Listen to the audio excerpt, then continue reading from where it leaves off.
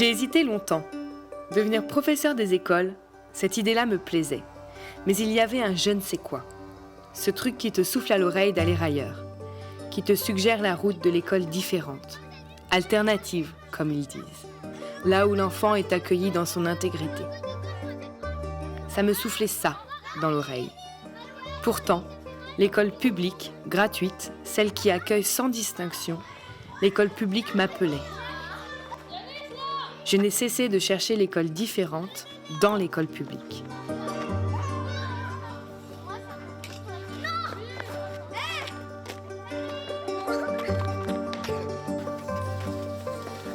Puis il y a eu cette rencontre. Michel Duquitte. Il enseigne depuis 25 ans et pratique une pédagogie particulièrement aboutie. Militant et engagé, il m'interpelle. Tout ça me parle.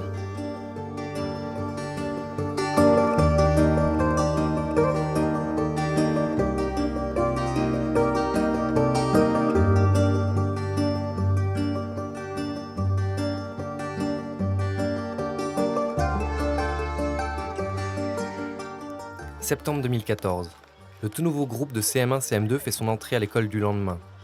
Depuis 15 ans, Michel y pratique une pédagogie profondément ancrée dans les traces de Célestin Freinet. Cet instituteur s'oppose aux méthodes traditionnelles d'enseignement de son époque.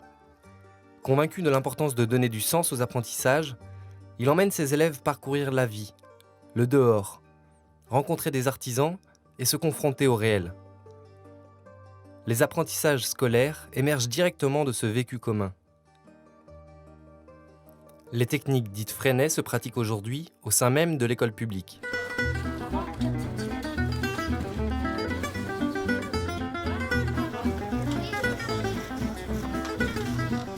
Dans ce tout nouveau groupe, beaucoup d'élèves ont des difficultés avérées et 3 d'entre eux ont une notification de la maison du handicap.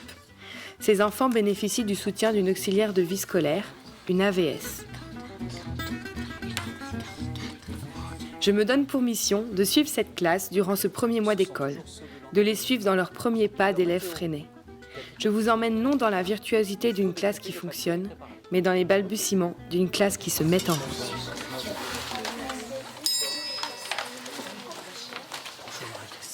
Bonjour tout le monde et nous sommes en Quad 9.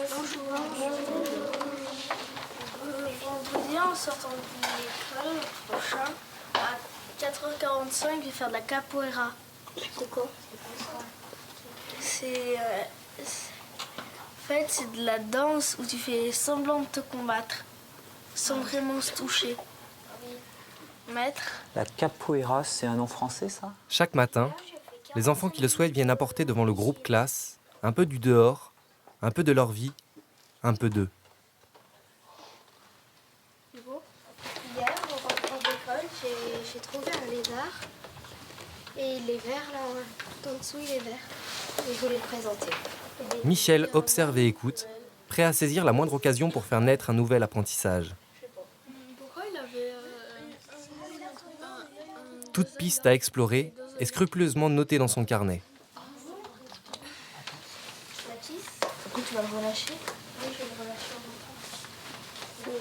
Est-ce que tu veux faire une petite recherche sur le lézard pour nous expliquer justement, tu vois, pour répondre à la question de... Je veux bien. Tu veux bien faire ça? Oui. Certains d'entre nous ont développé ce Quad 9 pour en faire vraiment une source continuelle d'apprentissage. Qui est-ce qui a déjà vu ses dents tomber? Moi. Blanche. Voilà. Qui est-ce qui n'a pas encore eu de dents qui est tombée? Aucune. Mélanie, puisque c'est toi qui en parles, est-ce que tu sais laquelle de ces dents est tombée? Non? Pas toi? Alors, elles sont dans quel ordre les dents dans la bouche? Et c'est ça, le Quad 9 c'est ça, c'est-à-dire que finalement, avoir des dents qui tombent, ça arrive à tout le monde. Et donc forcément, les questions vont se reposer à chaque fois et petit à petit, ça va avancer. Petit à petit, chacun connaîtra le nom des dents et voilà, quoi. C'est comme ça que les connaissances arrivent. C'est par partage, en fait. Eh bien, regardez, si je prends le Quad 9 de l'année dernière, c'était le vendredi 13 septembre. C'était Camille Didier qui avait... Oh, elle n'a pas eu de chance, elle s'était fait arracher des dents. Et ce qui pourrait paraître banal, quand on est un adulte, un enfant a percé dents de lait, bon bah oui, c'est banal, mais en fait, c'est des situations d'apprentissage, tout simplement. Les CM1 sont en correction et les CM2 sont en plan de travail. Très rapidement, les manuels scolaires me sont devenus odieux parce qu'ils m'empêchaient, ils empêchaient les enfants d'avancer dans l'ouverture pédagogique, quoi. Ici, il n'y a pas de manuel. Les apprentissages sont régis par le plan de travail. Chaque matin, un long créneau y est consacré. Il s'agit d'un temps de travail autonome et individualisé. En début de quinzaine, l'enfant choisit et note sur un document papier tout ce qu'il s'engage à faire. Maths, français, mais aussi exposé, texte libre ou toute mission qu'il s'est engagé à assumer auprès du groupe classe. Il s'organise ensuite comme il le souhaite pour que le contrat soit rempli en fin de quinzaine.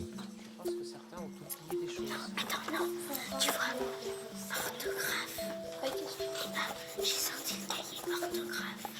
Et ça arrive, et ça a mis le même travail. Viens voir. L'enfant doit d'abord savoir ce qu'il doit faire. Puis, sa mission, c'est d'aller chercher lui-même sa fiche et se mettre seul au travail. Je vais faire géométrie. Par rapport à l'an dernier, c'est la maîtresse qui disait un peu ce qu'on devait faire. Que là, tu vas dans ton classeur, tu regardes ce que tu as à faire. Et après, si par exemple tu as des maths ou du français, si tu préfères les maths comme moi, par exemple, je peux faire les maths en premier.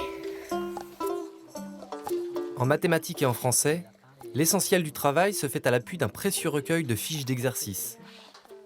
Il couvre l'ensemble du programme et ne s'y limite pas pour autant. Ces fiches, c'est Michel lui-même qui les a réalisées. Et ce n'est pas pour rien. Je me suis rendu compte que l'élève qui était en CM1, par exemple, mais qui avait un niveau de CM2 dans le domaine des opérations, eh bien son manuel scolaire de CM1 ne lui offrait pas ces possibilités-là. Mais ce qui m'a le plus poussé à fabriquer mes propres outils, ça a été l'inverse. C'était qu'un enfant de CM2, par exemple, il ne soit qu'à un niveau de CE2 dans le domaine de l'orthographe, par exemple. Et là, ça lui aurait fait mal, et à moi aussi, et vis-à-vis de ses copains, etc., qu'on lui dise, écoute, toi, tu vas travailler sur du manuel de CE2 parce que tu n'es pas capable de travailler sur du manuel de CM2. Et ça, pour moi, c'était insupportable. Donc, je me suis mis à fabriquer mes propres outils, mes propres fichiers, pour que l'enfant, chaque enfant, qu'il soit bon élève ou moins bon élève, puisse trouver à travailler là où il en était, à son niveau, pour avancer ensuite. J'ai ton classeur tout de suite. L'organisation des fichiers permet d'évaluer régulièrement les acquis des élèves. Grâce à cela, Michel identifie précisément leurs besoins.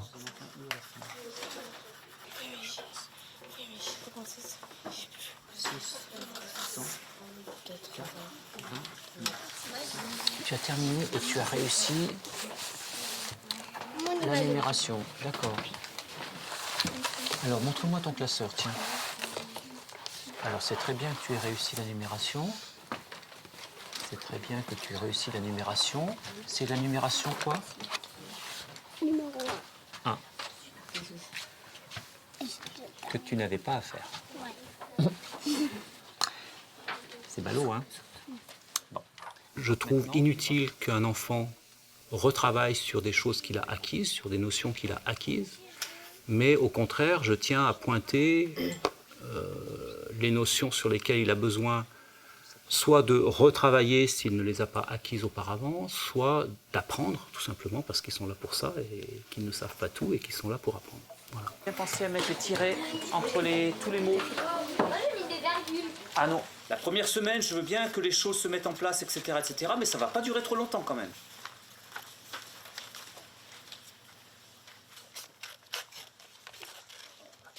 Je trouve que ça pinaille, quoi. C'est un peu lent, mais bon, c'est normal aussi. Le fonctionnement que j'ai est un fonctionnement qui est assez complexe dans l'organisation, et d'ici que les enfants soient tous à l'aise avec ça, il y a un certain temps, forcément. On récolte le temps aussi.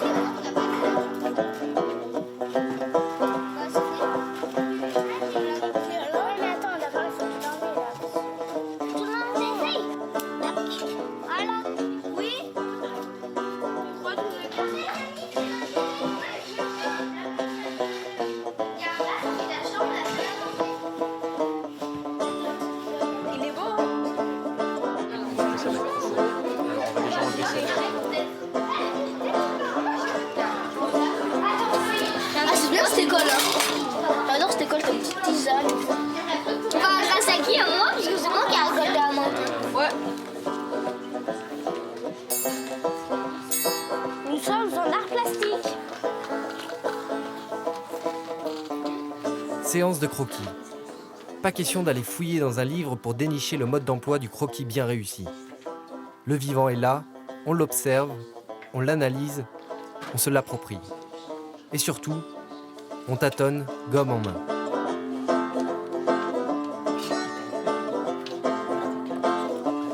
Pour Yanis, qu'il s'agisse d'écrire ou de dessiner, guider un crayon, c'est difficile. Marie-Christine, son AVS, auxiliaire de vie scolaire, l'accompagne au quotidien. Du coup, en fait, les doigts, vu qu'il est en mousse, ça flotte. Et des fois, c'est comment dire. Cet enfant plein de vie s'inscrit dans le spectre de l'autisme et cumule de nombreuses difficultés. Écrire ou s'exprimer à l'oral, pour lui, ce n'est jamais facile. Alors que les autres vont chercher dans les classeurs, Yanis fait ses fiches directement sur son ordinateur personnel. En fait, il y a un poteau rouge où il faut que tu t'arrêtes après. Si tu t'arrêtes pas, en fait, tu continues et après Pour lui, l'école, ça a toujours été compliqué. L'an dernier, ses parents ont même pensé le scolariser à domicile. Aujourd'hui, il est là. Nous sommes en réunion.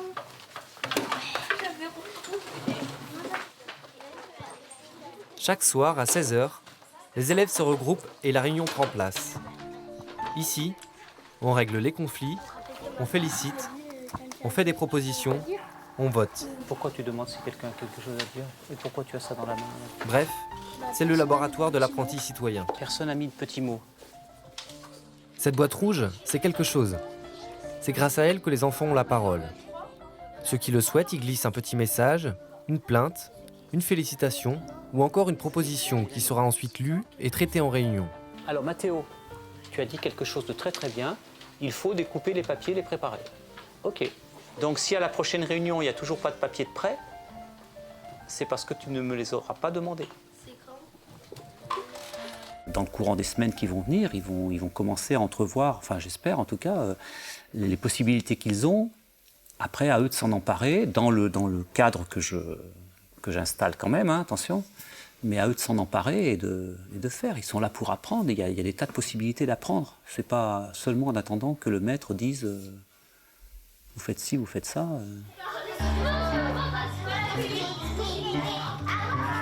Comme beaucoup d'enseignants, je pratiquais le quad 9.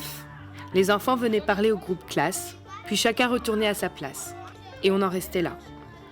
Si j'avais su qu'on pouvait transformer en un clin d'œil une parole d'enfant en une leçon de science, je vois ces enfants découvrir le plan de travail. Sans doute peu familiers à l'idée de liberté, y verront-ils une invitation à la flânerie? Je suis curieuse. Les CM2 vont corriger leurs devoirs. Il faut qu'on se fasse confiance. C'est-à-dire, j'écris, pose cette soustraction en colonne et trouve le résultat. Ça va? La consigne, donc tu travailles sur le cahier de brouillon. Et après, c'est inscris-toi en correction. Tu t'inscris en correction, je vais te voir, je regarde si tu y arrives, si tu as besoin d'explications, tout ça ou pas. Si je suis d'accord, je te dis, tu continues. Alors après, tu vas travailler sur ton cahier du jour. C'est écrit là. Et après, c'est écrit, corrige tout de suite. Donc tu corriges. D'accord? Voilà, c'est-à-dire, je ne voudrais pas que tu fasses l'opération en regardant de ce côté-là. La correction, elle se fait après. D'accord? Donc là, moi, je vous fais confiance. C'est très important. Voilà. Et à la fin de chaque fiche d'opération, tu vois, il y a un petit contrôle pour vérifier que tu as bien compris. Mais là, par contre, il n'y a pas la correction. Donc finalement, quand je me rends compte qu'il y a quelque chose qui ne va pas, que vous n'avez pas respecté le contrat de confiance, en fait, vous recommencez. Donc finalement, ouais, même vous perdez du temps. Le maître a des annonces à faire. Nickel, c'est mieux. Fiona, tu as réussi la ceinture orange d'opération. Bien. Marie, tu as réussi la conjugaison blanche, la conjugaison jaune et l'orthographe blanche. 3 ceintures. Ton pantalon il va bien tenir. Hein. Mathis C, tu as réussi l'opération orange. C'est bien. Pour moi, l'évaluation, c'est donner de la valeur. Comme moi, j'ai travaillé au début de ma carrière, on travaillait sur les perpendiculaires, par exemple, ou les parallèles en géométrie. Au bout d'un certain temps que je décidais, il y avait un contrôle. Ce contrôle était réussi ou raté. Et après, on passait à autre chose. Mais du coup, de toute façon, les parallèles et les perpendiculaires, c'était réussi ou raté. Point. Le travail sur fiche s'appuie sur une grille de suivi précise et élaborée. Comme dans les arts martiaux, le système de progression est symbolisé par 7 ceintures, de la blanche à la noire. Dans chaque matière, chaque numéro correspond à une fiche. Tout au long de l'année, les élèves gravissent les ceintures au rythme de leur réussite. Bon, ceinture, ça aurait pu être niveau, échelon, grade, peu importe, mais c'est simplement pour marquer les étapes, quoi. Et l'enfant, tous les enfants, tous, ils avancent obligatoirement. Alors, plus ou moins vite, mais ils avancent. Es-tu sûr que les angles sont bien droits là, dans tes dessins, de carré, de rectangle? Ouais. Donc, Je vais les refaire. Oui, parce que j'avais bien dit d'utiliser les bons outils. Alors, pour Il n'y a faire pas un angle d'échec droit, fixé, quoi. tu utilises ça. Ce qui n'est pas réussi maintenant n'est pas dit, on va dire. C'est juste une histoire entre l'enfant et moi. Oui, Une évaluation peut toujours être corrigée ou refaite. voilà. Donc tu utiliseras une équerre, donc tu les referas par exemple, tu vois. L'échec scolaire est une invention de l'école. Moi, je suis très clair avec ça. C'est-à-dire qu'on a décidé à un moment donné que tous les enfants de tel âge devaient savoir ça, ça, ça et ça, en sachant pertinemment que c'est impossible à atteindre. Alors, On fait sport. Moi j'ai envie de faire sport. bon, bah tant pis pour vous, on va aller au sentier.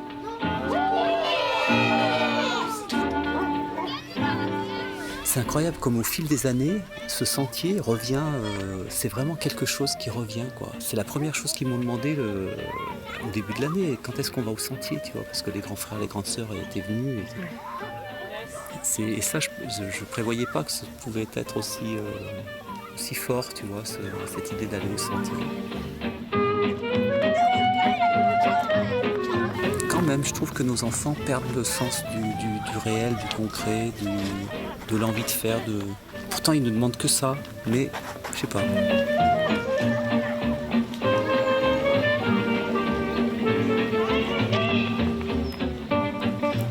Je vous rappelle le principe du sentier. Ah, non, là, je suis pas d'accord. Le principe, c'est toujours d'apprendre quelque chose. Qu'est-ce que c'est qu'une feuille composite? Qu'est-ce qui est sacré dans l'école? C'est d'apprendre. Mais l'école en elle-même n'est pas sacrée. Enfin, ou la classe n'est pas sacrée. Je veux dire, c'est pas ça qui compte. C'est pas dans cette enceinte miraculeuse qu'il se passe des choses, forcément.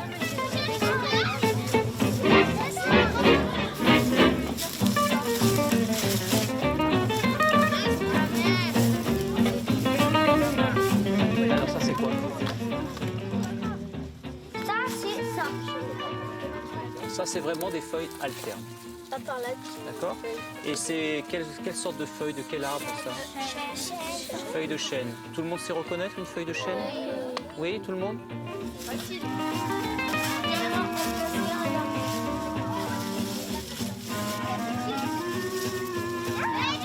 C'est quoi tes feuilles alternées?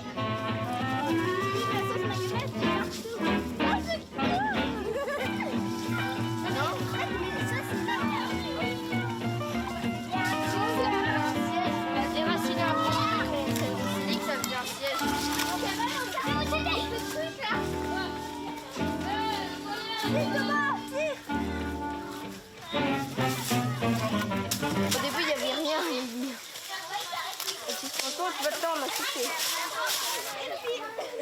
Nous, quand on arrive dans notre classe, on a affaire à du vivant, quoi. On a des gosses qui arrivent, et maintenant, depuis quelques années, là, je vois de plus en plus du parasitage administratif, tu vois, qui commence à nous envahir, mais complètement, et la tête, et le corps, et le temps, quoi.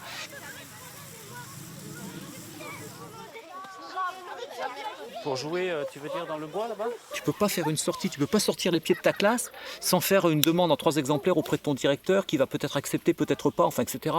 Et il faut faire ça 3 jours à l'avance. Enfin bon, mais bon sang de bonsoir, mais oh, ça bousille tout le spontané, tout l'inattendu, enfin tout ça, quoi. Le vivant, quoi. Tout le vivant. Tout le vivant. On voudrait programmer tout, mais c'est pas possible. ce matin, même cet après-midi d'ailleurs, il s'est passé des choses intéressantes dans la classe que je n'avais pas encore vues et qui me laissent penser que peut-être il y a des petites choses qui bougent là. Ça y est, il y a des frémissements de prise d'initiative, de choses comme ça.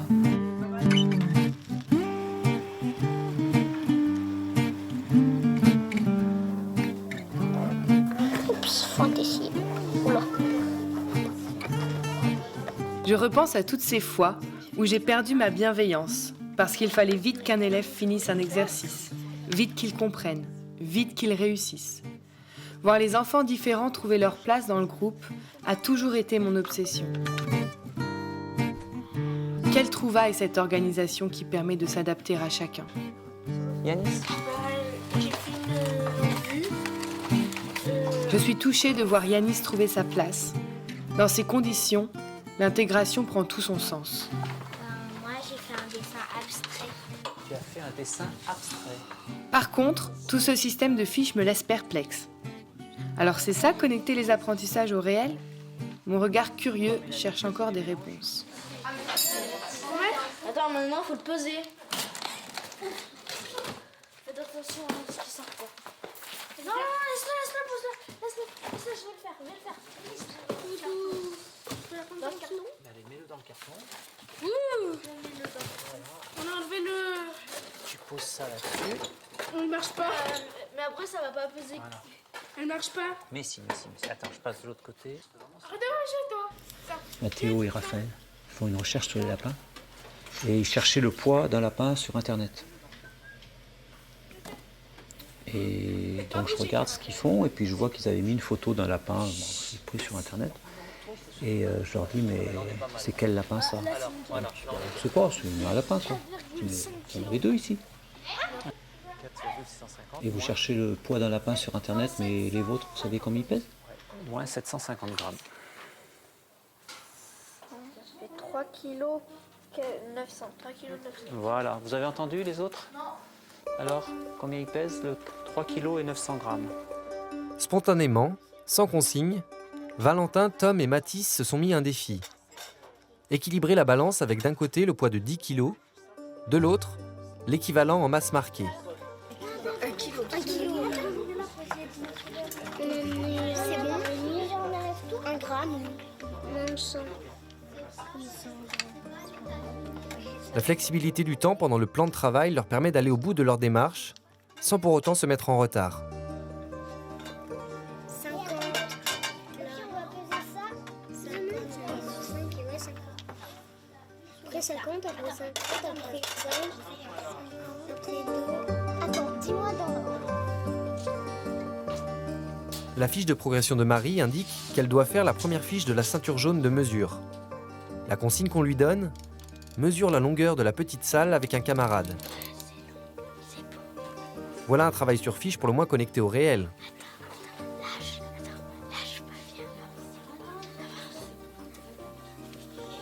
Valérie mesure son cartable, il pèse tant. Paul mesure son cartable, il pèse tant. Quel est l'écart entre les deux cartables? Ça m'intéresse pas. Moi, je veux que Valérie, elle aille peser son cartable. Je veux que Paul aille peser son cartable, si jamais c'est intéressant de peser les cartables. Et qu'ensuite, ils comparent eux-mêmes. Voilà, j'avais vraiment envie qu'ils aillent mesurer, peser des choses, manipuler. non. Si. Non. Si. Bah t'as juste à remettre tout ça. Ah non. Avec moins de poids. Ah ouais, avec moins de poids, t'as raison. Oui. Avec moins de poids parce que t'en as donné à Mélanie. Donc ça va être pas pareil, Valentin. Hein? Il a donné du poids à Mélanie, donc ça va être pas pareil, ça va être encore plus dur. Ça fait combien? Attends. Plus 50, 60. Plus, il y a écrit 60 au bout. Donc ça fait, attends, 1 mètre, non, 6 mètres.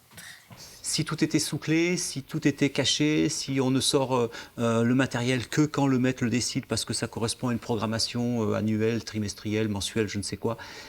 Et aujourd'hui, on va travailler sur les pesées, donc vous allez peser quelque chose et le maître est vachement content ou la maîtresse est vachement contente parce qu'elle a fait manipuler les enfants. Et c'est vrai que c'est bien, sauf que c'est décidé tel jour et ça ne correspond pas au désir, Freinet dirait la force vitale, quoi, des enfants, en fait. Là, tandis que là, c'est parti de je ne sais quoi, je n'en sais rien, je ne sais pas, et ça n'a pas d'importance.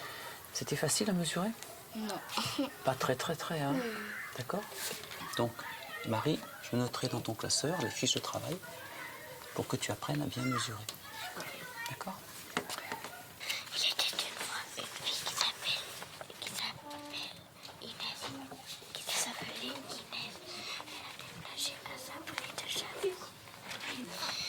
Bonjour, là, on va nous faire nous deux et se parler. Et on va faire des bulles. Oui. Pour Freinet, fondateur de l'imprimerie à l'école, écrire n'est pas un exercice. C'est une affaire de communication à part entière. Fidèle à cela, Michel offre de nombreuses opportunités de laisser parler le crayon. Écrire un texte libre, un article de journal ou préparer une conférence d'enfants. Aujourd'hui, la leçon de grammaire se fait à l'appui du texte de Dorian. Un nouveau petit travail à partir de ce texte-là.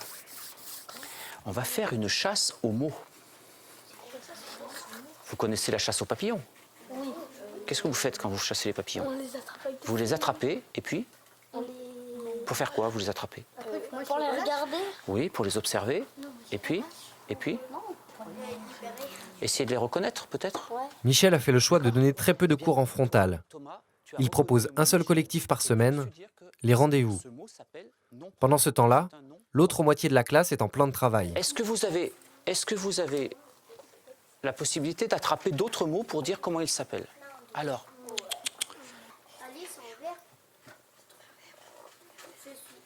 aller, c'est un verbe. Oui, bravo. Après, Elisa. Travailler sur les textes des enfants en français, par exemple, montrer que ce n'est pas que dans les manuels scolaires ou chez les grands écrivains qu'on va trouver des adjectifs qualificatifs, des adverbes ou des compléments circonstanciels. Mais dans leur propre texte, il y a tout ça, déjà. Un adjectif qualificatif. Bravo, Valentin. Un adjectif qualificatif. Voilà ce que c'est qu'une chasse aux mots, d'accord? Dans un texte, c'est bien les chasses aux mots. Alors, dans un texte, on essaie de reconnaître les mots comme ça, d'accord?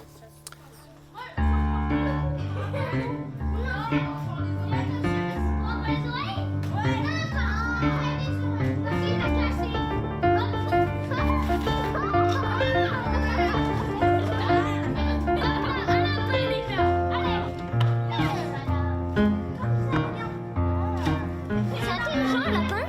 Mais en fait, c'est pour aller chercher ses crottes. Oh, et ils ont appris le lapin dans les oreilles. Je parle de bonheur parce que moi j'ai envie que mes élèves soient heureux quand ils viennent dans ma classe. J'ai envie qu'ils soient heureux, j'ai envie qu'ils soient bien. Parce que pour moi, être bien c'est le premier pas vers l'apprentissage.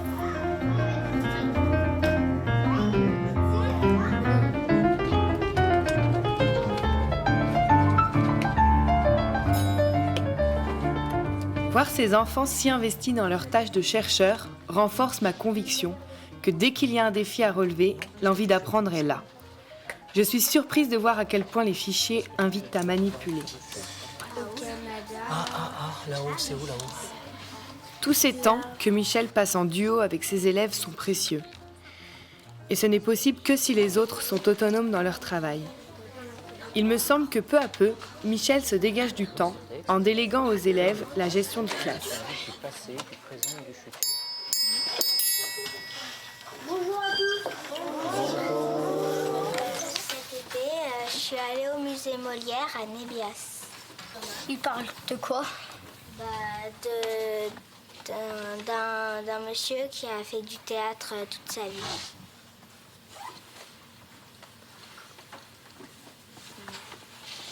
Un maître. Qui c'est ce monsieur qui fait du théâtre? Il s'appelle Jean-Baptiste, mais on le surnomme Molière. Vous l'avez trouvé, Molière, alors? Oui. Oui. Thomas? Il est dans le temps moderne. Il est dans les temps modernes, c'est à quelle époque? Quelle année, alors? Il y a quelque chose d'écrit là-haut? En 1648. Oui. Alors, ça fait quel siècle, ça, vous savez? École de montagne, bonjour. Inès. Oui. Les enfants qui mangent pas à la cantine. En pédagogie freinée, on cherche toujours un petit peu à casser le rapport maître-élève. La première chose que Freinet a faite dans sa classe en 1921, 2, 3, je ne sais plus exactement, ça a été d'enlever l'estrade. Donc de mettre son bureau au niveau du bureau des élèves, tu vois. Déjà, c'était énorme parce que, tu vois, on dit sur le piédestal, sur la chaire, tout ça, c'était, tu vois, le maître, bon... Le maître se plaçait en fait comme le curé dans sa chaire, quoi. C'est-à-dire qu'il se mettait un petit peu au-dessus des autres, au-dessus de la mêlée, et c'est lui qui déverse la bonne parole, quoi. Donc lui, il a enlevé ça. Et après, ça a évolué évidemment au fil des décennies. Et nous, on parle maintenant beaucoup de dévolution. C'est-à-dire qu'on dévolue aux enfants un certain nombre de tâches, voire même de pouvoirs, de manière à créer au sein de notre petite classe, de notre petit microcosme, une petite société ou plutôt participative, où bien entendu l'adulte enseignant reste le référent, reste le garant de, enfin, etc. Mais quand même, les enfants prennent part à la vie de cette société-là. Les CM1, vous pouvez sortir en récréation. Être président de semaine, ce n'est pas rien. Faire démarrer les temps de classe, veiller au respect du volume sonore, répondre au téléphone ou encore distribuer la parole. Pendant une semaine, les présidents ne chôment pas.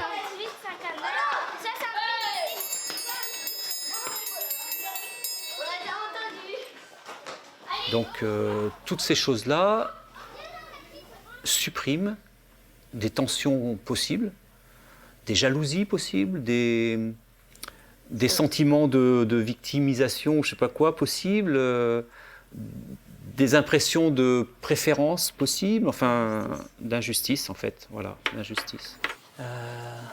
Priscille a réussi l'orthographe, ceinture d'orthographe blanche et ceinture d'orthographe jaune. C'est bien. Et Yanis a réussi la ceinture verte de numération, donc il est inscrit dans le tableau d'aide. Si vous avez besoin d'une aide en numération, Yanis doit pouvoir vous aider. D'accord ? C'est bien. Le gros C et B. Ça y est, il y a un mot dans la boîte. Tom et Dorian ne sont pas satisfaits de l'organisation des groupes de cantine. Leur proposition ? Que les groupes A et C mangent ensemble. En fait, une semaine, c'est A à C. Et l'autre semaine, c'est B, C, BC. Et D, A, ils mangent ensemble. Les C et B, ils mangent tout le temps ensemble, ou une fois ça change.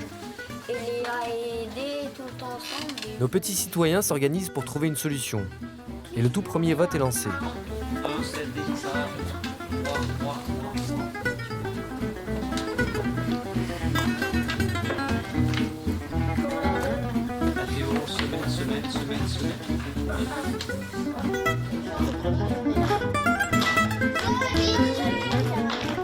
Malgré une impression de liberté, tout ça est drôlement cadré. Beaucoup de rituels, un emploi du temps très précis, un suivi rigoureux, ainsi que des règles bien définies. Et c'est cela même qui permet aux enfants de s'autogérer et que ce lieu devienne leur école. Cela nourrit sans doute l'envie de s'y investir. Nous sommes un petit quoi? C'est quoi le petit quoi? C'est tout simplement un petit moment de regroupement, 1, 2, 3 fois par semaine, où on se pose la question, qui est en train de faire quoi? Fiona, qu'est-ce que vous avez fait, vous? Moi j'ai fait la lavande. On a compris. Tu as taillé la lavande? Oui. Parce que tu n'as pas fait la lavande, tu as taillé la lavande. D'accord? Mathéo, qu'as-tu fait? Nous, on a retourné à terre. D'accord. Ce qui quoi est devenu un peu une institution dans ma classe maintenant, mais c'est important d'abord pour moi aussi, parce que à un moment donné, ça foisonne tellement dans tous les sens que moi j'ai besoin de savoir qui fait quoi et où on en est. Hein. Les framboisiers, les fraisiers, les groseilliers. Ah, ER. Ouais. Vous vous rappelez de ce personnage, Yanis?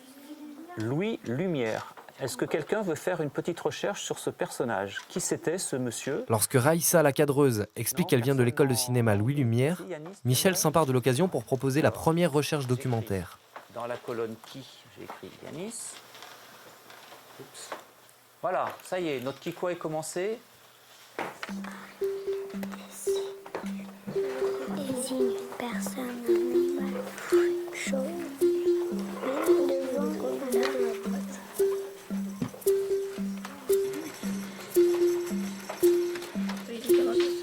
Les feuilles d'oradie.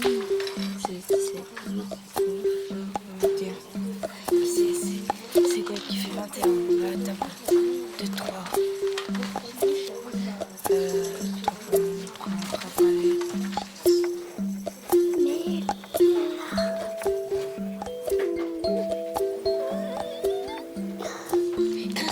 Crépusculaire, purée, comment ça s'écrit? Les recherches documentaires ont bien démarré, on sent un intérêt fort pour ça. L'idée de le présenter en exposé, je pense que ça confirme que quand il y a du sens, quand il y a un objectif à ça, à la fois qu'ils ont choisi et à la fois qu'ils vont devoir quand même présenter aux autres, je pense que ça c'est important.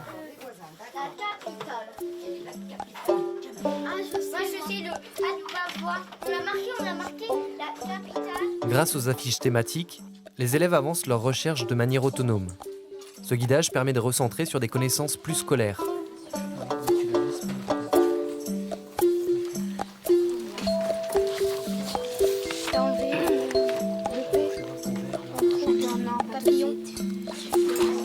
Le code du son n'est pas respecté. Dans la classe, chaque enfant a une place attribuée, une place de référence. Mais il a également une place définie pour le Kikwa, pour la réunion, pour les collectifs. En dehors de ces temps de regroupement, chacun circule à sa guise dans l'espace classe. Ces changements de configuration facilitent la mémorisation.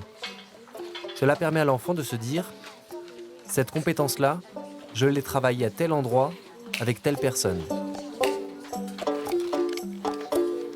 Je sais pas, je te laisse choisir. Un endroit où tu peux écrire correctement, bien, comme tu cherches.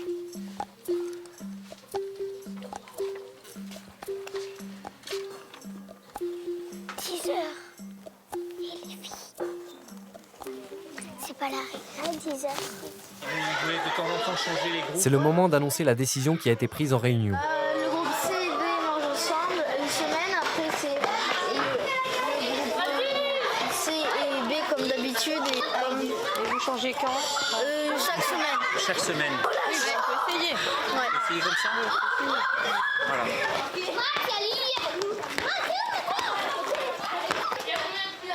Ça va? Un peu froid. La tisane devrait te réfléchir. Déjà pour vous dire que je suis très content de la classe ce matin. Ce matin, cette classe, c'était une petite ruche avec plein d'abeilles qui étaient réparties dans l'école et qui travaillaient. Tous. Bah là, ils ont envie. Ils ont envie d'explorer, d'essayer des choses. Ils commencent à comprendre un petit peu les libertés ou les choix possibles. Et ils commencent à s'emparer de tout ça, à tester. Certains sont plus audacieux que d'autres, mais du coup entraînent les moins audacieux. Tout ça résonne fort en moi, mais le pragmatisme me rattrape. Comment Michel peut-il s'assurer que ses élèves aient balayé l'ensemble du programme ?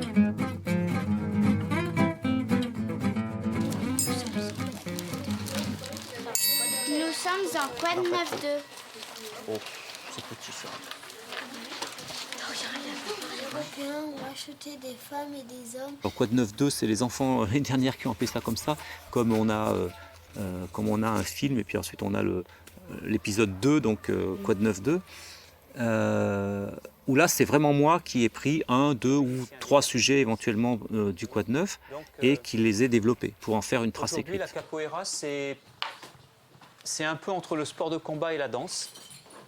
D'accord, mais c'est une danse particulière parce qu'elle est souvent accompagnée de musique. Tout le monde sait ce que c'est que les esclaves, tout ça? Ouais. Et pourquoi il y avait des esclaves noirs en Amérique? Ça vous a pas choqué cette phrase que j'ai écrite ici, là? Tout le programme va être abordé, pas forcément au sein des collectifs officiels qui sont inscrits dans l'emploi du temps, mais par la vie de la classe. Le quad 9 du matin, par exemple, permet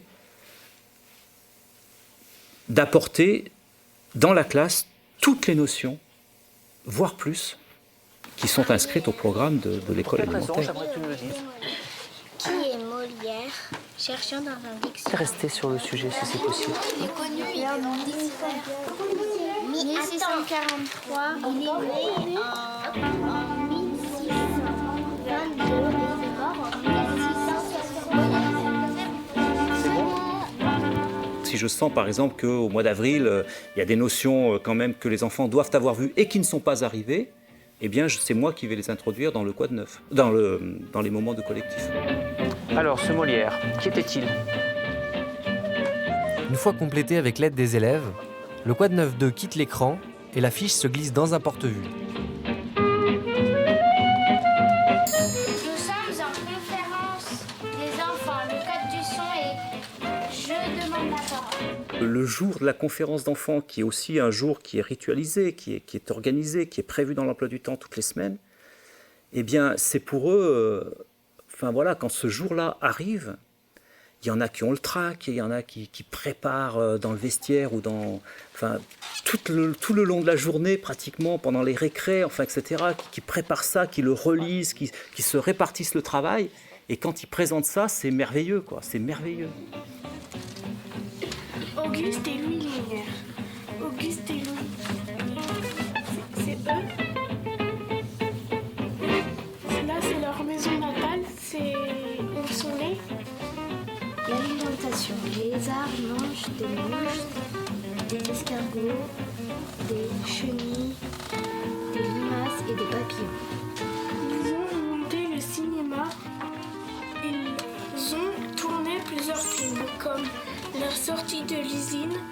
C'est les tout premiers films qui ont été tournés au monde. Qu'est-ce qu'est un insectivore? Marie? C'est un animal qui mange des insectes. Comme des fourmis, des mouches. À quelle époque ou à quel siècle ont-ils vécu ces gens-là? 1864. Une recherche qui a été bien préparée par un groupe d'enfants, un ou deux, pas plus. Eh bien, ils y ont mis tout leur cœur. Ils y ont mis tout leur cœur.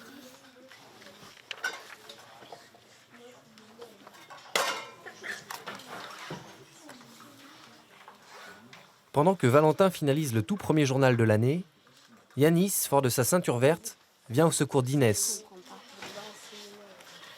Bah là, regarde là, il y en a 100. Quelle fierté pour cet enfant qui a si longtemps connu la couleur de l'échec. J'ai vu Inès et Yanis travailler ensemble sur un travail, sur une fiche que devait faire Inès. En numération. En numération. Et donc Inès a été voir le tableau, non, tu sais pas. Je ne sais pas. Là, tu vois, ça n'a pas d'importance que je sache ou que je ne sache pas. Vois, Les choses sont en place et elles se mettent et elles se font. En fait, il faut faire ça. Là, et là, et là, et là. Et là, il faut que tu... Là, c'est 2. Tom, quant à lui, depuis qu'il connaît les joies de la balance, ne se lasse plus de ces longs tâtonnements découverts ici à l'école du lendemain.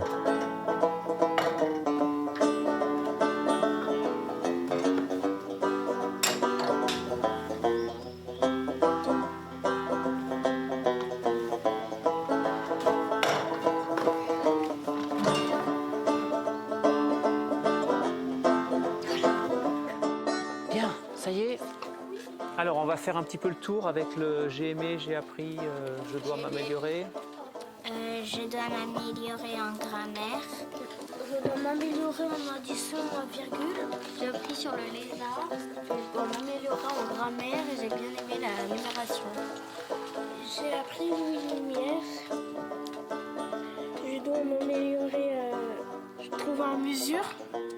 Et j'ai aimé Louis Lumière.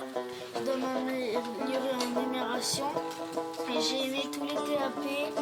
J'ai aimé la les recherches, la recherche avec Raphaël et le sentier. Après, j'ai mis des petits points, c'est encore, il y a encore plein de choses qui viennent. Chaque fin de quinzaine, L'enfant se pose, se questionne, fait le bilan. Il prend le temps de se positionner dans ses apprentissages et d'en prendre ainsi vraiment possession.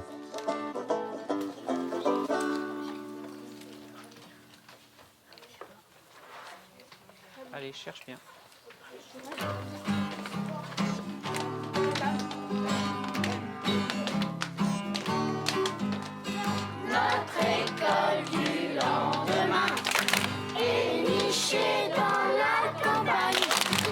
C'est pas rassurant de travailler comme ça, comme je le fais.